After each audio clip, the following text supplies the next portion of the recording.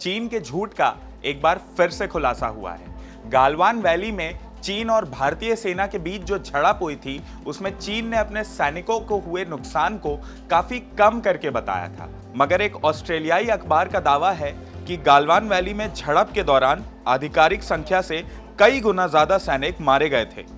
नए रिसर्च में पता चला है कि चीन की पीपल्स लिबरेशन आर्मी यानी पीएलए ने गालवान घाटी में झड़प के दौरान कम से कम 9 गुना ज्यादा सैनिकों को खो दिया था, लेकिन आधिकारिक तौर पर इस नुकसान को काफी कम करके बताया गया था।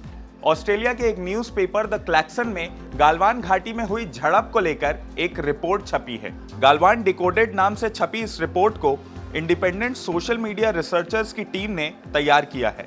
इसमें कहा गया है कि झड़प के दौरान पीपल्स लिबरेशन आर्मी के कम से कम 38 जवान नदी पार करते बह गए थे।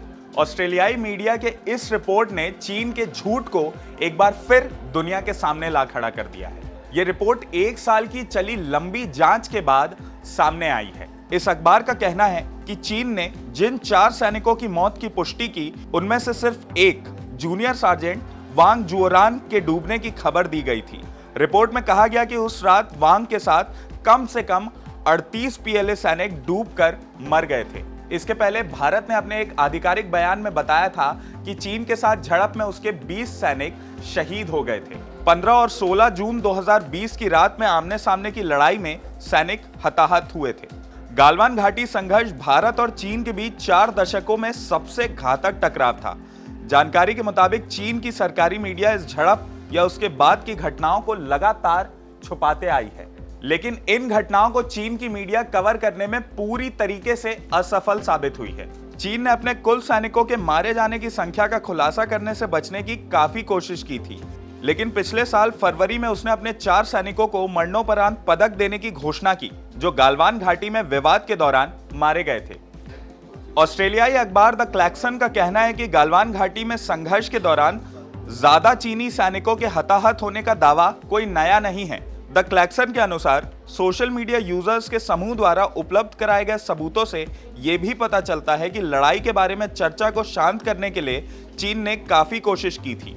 अप्रैल 2020 के आसपास चीनी सेना ने गालवान घाटी में एक्टिविटीज को और तेज करना शुरू कर दिया था। टेंट, डगआउट और मशीनरी जैसे बुनियादी ढांचे का निर्माण शुरू किया गया था। मई 2020 की शुरुआत से भारतीय और चीनी सैनिकों के बीच न केवल गालवान घाटी में बल्कि चीन भारत सीमा के साथ साथ लद्दाख और तिब्बत के पेंगोंग झील के पास कई पॉइंट पर झड़प देखने को मिली थी। आपको याद दिला दे कि इसके पहले भी चीनी सोशल मीडिया पर कुछ तस्वीरें वायरल हुई थी। इन तस्वीरों में चीन के शिनजियांग प्रांत में दफनाए गए 80 से ज्यादा सैनिकों की कब्रें दिखाई दे रही थी। विशेषज्ञों ने यह दावा किया था कि ये कब्रें उन्हीं चीनी सैनिकों की है जिनकी गालवान संघर्ष के दौरान मौत हो गई थी। मजे की बात यह है कि ये तस्वीरें चीनी सोशल मीडिया यानी वीबो पर ही वायरल हुई थी। अब इस नए खुलासे पर आपका क्या कहना है, यह हमें कमेंट करके जरूर बताएं। अगर आपको ये वीडियो पसंद आया हो तो इसे लाइक और शेयर करना ना भूलें और IBC 24 के YouTube चैनल खबर बेबाक को जरूर सब्सक्राइब करें। नमस्कार।